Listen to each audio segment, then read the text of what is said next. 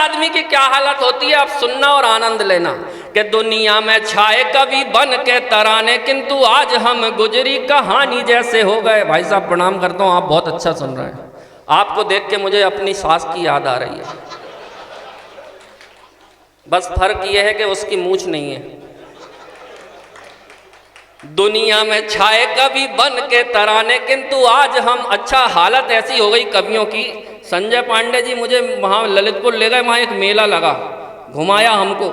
मेले में घूमे तो एक आदमी एक गधे को लेके खड़ा, कवियों की हालत बता रहा हूँ मैं। गधे के ऊपर उसने 2 शर्त रख दी। पहले एक शर्त रखी कि जो इस गधे का सिर बिना हाथ लगाए नाम में हिला के दिखाएगा उसको 50,000 रुपये नगद दिए जाएंगे। हर आदमी ने कोशिश कर ली, कोई कुछ नहीं कर पाया। मैंने संजय भाई से कहा, मैंने कहा संजय पांडे भाई साहब, मैंने कहा ये देखो क्या हो रहा है, ये गधे का कोई भी सिर नहीं हिला पा रहा, कवियों की इज्जत मिट्टी में मिल जाएगी, कुछ करो। संजय भाई साहब बोले चिंता मत करो दीपक दनादन, अपन करते हैं कुछ। ये गए, धीरे से गधे के कान में कुछ कहा, भगवान कसम गधे ने फौरन नामे से हिला दिया। उस आदमी का दिमाग खराब, उसने इन्हें 50,000 रुपए दिए। बोले मेरे बाप तूने इसके कान में कहा क्या? ये बोले कुछ नहीं, सिर्फ इतना ही कहा, कवि हूं, कविता सुनाऊं।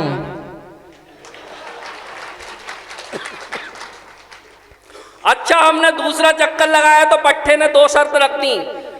पहली शर्त के जो इस गधे का सिर पहले हाँ में हिला के दिखाएगा फिर ना में हिला के दिखाएगा उसको 1 लाख रुपए दिए जाएंगे। सबने कोशिश कर ली, कोई कुछ नहीं कर पाया। फिर संजय भाई साहब गए, धीरे से गधे के कान में कुछ कहा, गधे ने फौरन हाँ में सिर हिला दिया। दूसरी बार कहा, फौरन ना में सिर हिला दिया। उस आदमी ने अपना माथा ठोक लिया, इनको 1 लाख दिए। बोले अब की बार क्या कहा? ये बोले कुछ नहीं, सिर्फ इतना ही कहा, पहचाना? सुनाऊं? ताली माली बजाया।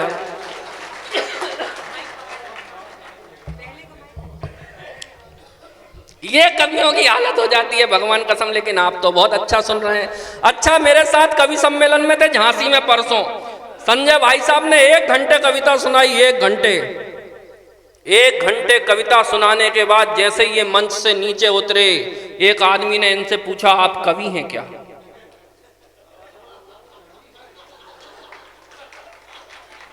इनका दिमाग खराब, बोले 1 घंटे से क्या कर रहा था मैं? संजय भाई साहब ने खून का घूंट पिया, बोले हाँ जी मैं कवि हूं। और बोले आपके पिताजी? बोले वो तो मुझसे भी अच्छे कवि थे। और बोले आपके पिताजी के पिताजी? बोले उनको तो पद्म श्री मिला। और बोले आपके पिताजी के पिताजी के पिताजी? बोले उनको तो ज्ञानपीठ मिला। और बोले आपके पिताजी के पिताजी के पिताजी के पिताजी? संजय भाई साहब का दिमाग खराब, बोले तू तो ये बता पूछना क्या चाहता है? ये बोले कुछ नहीं, मैं तो सिर्फ इतना ही जानना चाहता हूँ ये बेवकूफ़ी की जड़ गई कहाँ तक है। पानी चाहिए। ये स्थितियां हो जाती हैं। लेकिन आप लोग बड़ा अच्छा सुन रहे हैं। और मैं बता रहा था कि शादी के बाद आदमी की हालत क्या हो जाती है, कि दुनिया में छाए कभी बन के तराने, किंतु आज हम गुजरी कहानी जैसे हो गए। दुनिया में छाए कभी बन के तराने, किंतु आज हम गुजरी कहानी जैसे हो गए।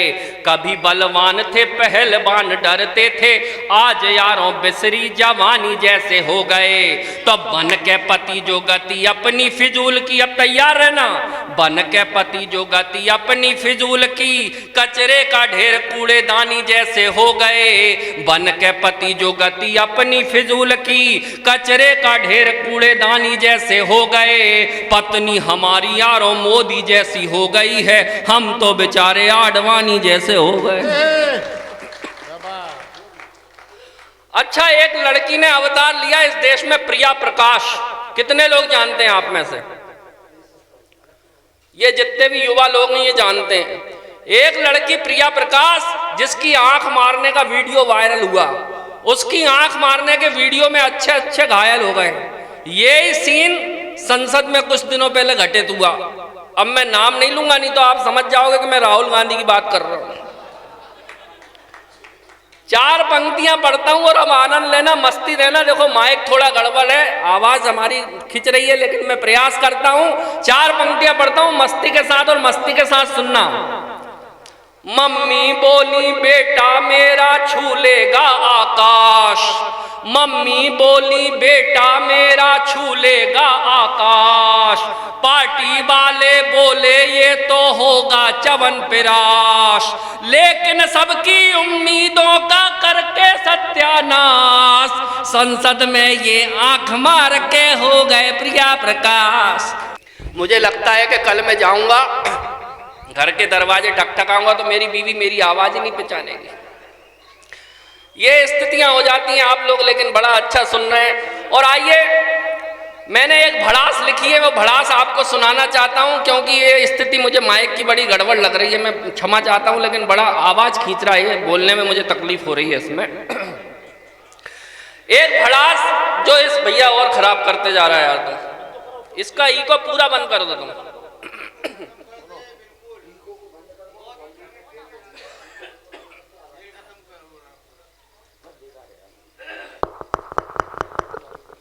Hello hello hello,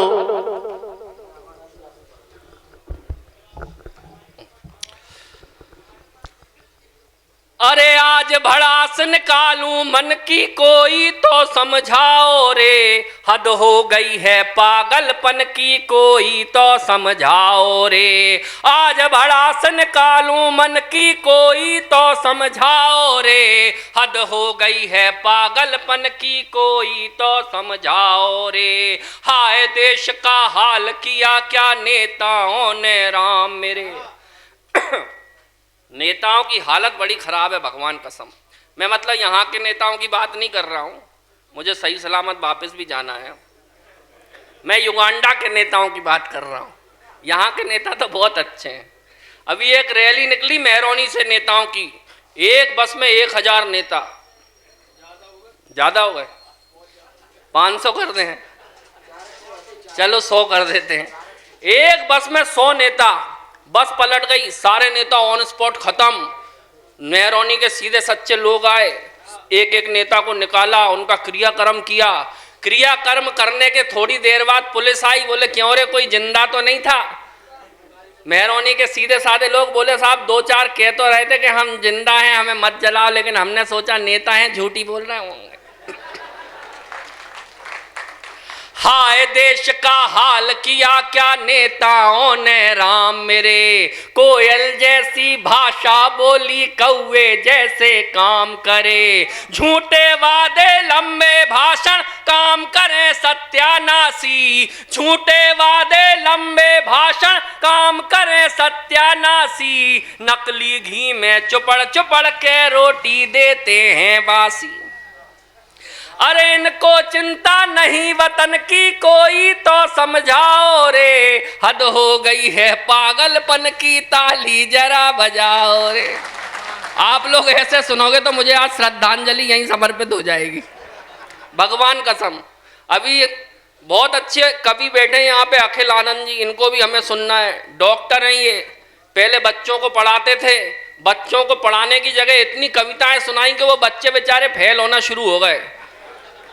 Madhya Pradesh में रहते हैं, वहां के मुख्यमंत्री को पता चला तो मुख्यमंत्री ने स्पेशल फोन किया, बोले अखिल आनंद तुम्हारे चक्कर में बच्चे फेल होना शुरू हो गए हैं, तुमने इतनी कविताएं सुनाई हैं, तुम्हारा तबादला मुर्गी पालन विभाग में किया जाता है। जैसे ही ये मुर्गी पालन विभाग में पहुंचे, देख के मुर्गियां डर गई और उनने अंडे देना बंद कर दिए कि अब ये कविता सुनाएगा हमको। अब मुर्गियों ने जैसे ही अंडे देना बंद कर दिए, फिर खबर पहुंची मुख्यमंत्री जी तक। फिर उन्होंने फोन किया, बोले अखिल आनंद तुम अपनी हरकतों से बाज नहीं आओगे, तुम्हारे चक्कर में अब मुर्गियों ने अंडे देना बंद कर दिए।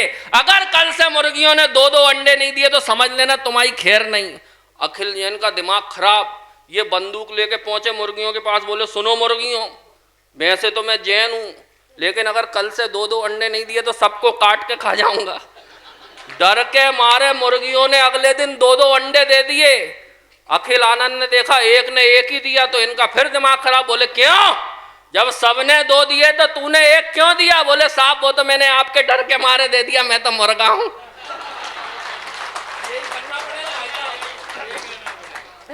ये स्थितियां हैं, लेकिन बहुत अच्छा बढ़िया कवि हैं ये। सोना सलोनी ने बहुत अच्छी वीर रस की कविताएं पढ़ी, मैं प्रणाम करता हूं, खासतौर पे इसके फेफड़ों को प्रणाम करता हूं।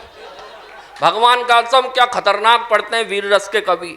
अच्छा, धरती का सबसे खतरनाक प्राणी था डायनासोर, सबसे शक्तिशाली, वो तो रहा नहीं। उसके जो 2 फेफड़े बचे थे,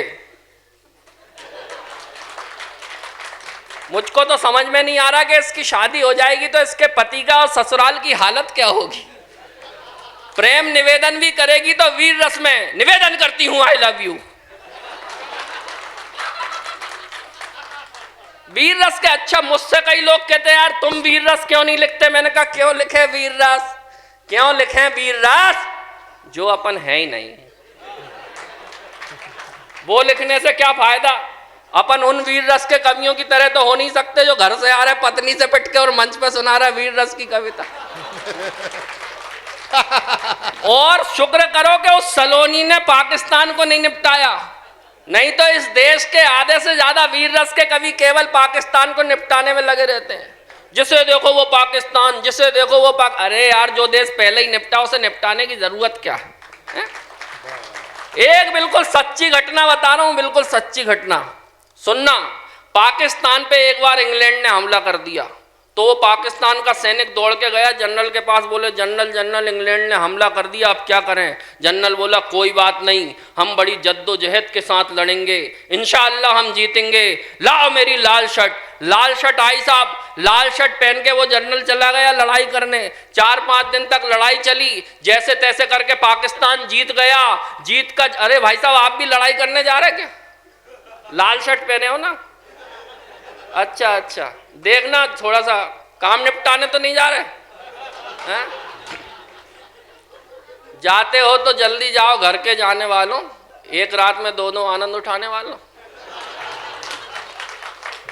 4-5 दिन तक लड़ाई चली, जैसे तैसे करके पाकिस्तान जीत गया। जीत का जश्न मनाया गया।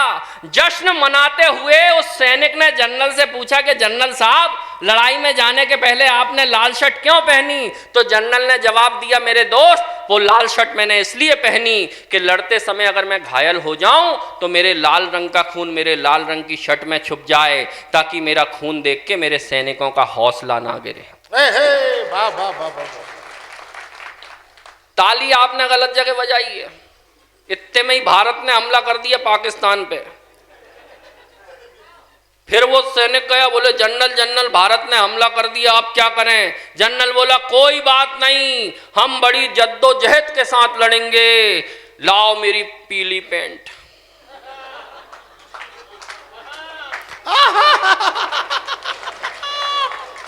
कईयों को कल समझ में आए। ये स्थितियां आ जाइए भाई।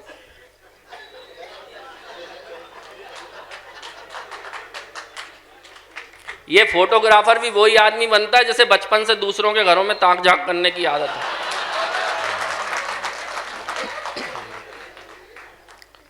अच्छी फोटो खींचना है, बस पेपर में छपने मत देना। अपने को दिक्कत नहीं है, लेकिन पेपर में छप आती है तो टेंशन हो जाती है। वो पेपर में मेरी फोटो आएगी तो वो फिर पेपर वाला पेपर आपके घर लाएगा, आप पढ़ के उसको हलवाई को दे दोगे, हलवाई उसमें जलेबी रख के किसी लड़के को देगा या किसी लड़की को देगा, लड़की उसको खा के पेपर चाटे तो अच्छी बात है, लेकिन लड़का खा के चाटेगा तो अच्छा नहीं लगेगा। और खाने के बाद अगर वो फेंक देगा, फिर मेरे मुंह को कोई कुत्ता चाटेगा तो मुझे अच्छा नहीं लगेगा।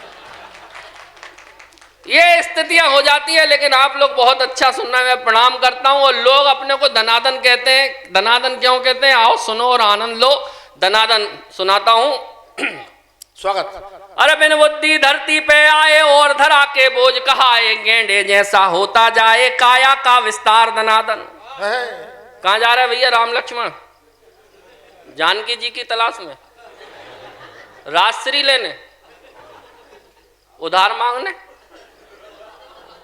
अच्छा, अरे बिन बुद्धि धरती पे आए और धरा के बोझ कहाए, गेंडे जैसा होता जाए काया का विस्तार। धनादन शिक्षा की नहीं बिल्कुल इच्छा, लेकिन बारंबार परीक्षा देते थे और 0 नंबर पाते थे हर बार। धनादन तो कक्षा में टीचर जी सूते, घर में पापा मारे जूते।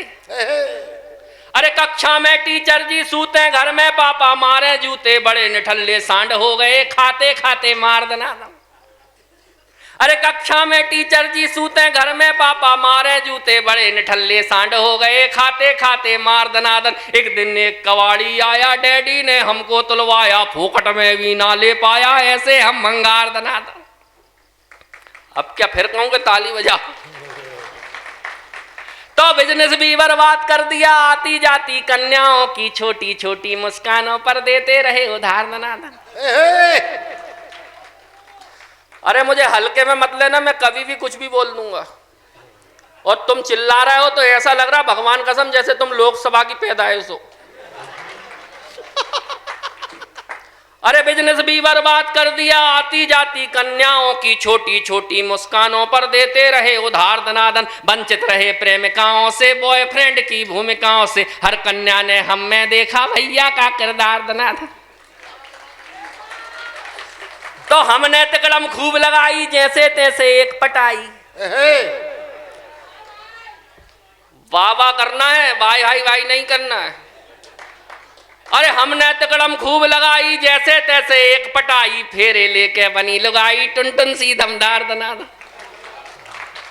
हमने तिकड़म खूब लगाई, जैसे तैसे एक पटाई, फेरे लेके बनी लुगाई, टुन टुन सी दमदार दनादन। हम तो ठहरे चश्माधारी, कहलाते थे सबसे वारी, लेकिन निकली अपनी नारी हिटलर का अवतार दनादन। मेरे मामा कहते थे कि सुबह सुबह जल्दी उठ के सड़क पे दौड़ लगाया करो, स्वास्थ्य अच्छा होता है। भगवान कसम एक दिन उठ गया सुबह 4 बजे, फिर क्या हुआ? क्या सुबह सुबह कसरत को जागे, सूनी सड़क और हम भागे।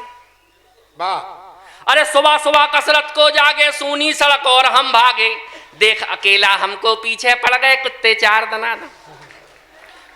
सुबह सुबह कसरत को जागे, सूनी सड़क और हम भागे, देख अकेला हमको पीछे पड़ गए कुत्ते 4 दनादन। ओलंपिक का दौड़ विजेता भी ना लगता, अपने आ गए बिना पदक के रेस जीत गए, ऐसी थी रफ्तार दनादन।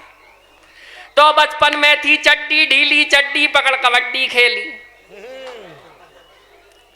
अरे बचपन में थी चड्डी ढीली, चड्डी। क्यों भैया तुम रोज रात को ऐसे ही आवाज करते हो क्या? हैं? यहीं मिली तुम्हें आवाज की करने की? थोड़ा बेटा मेरे बाप चुप हो जा यार, मुझे अपनी दुकानदारी चलाने दे यार।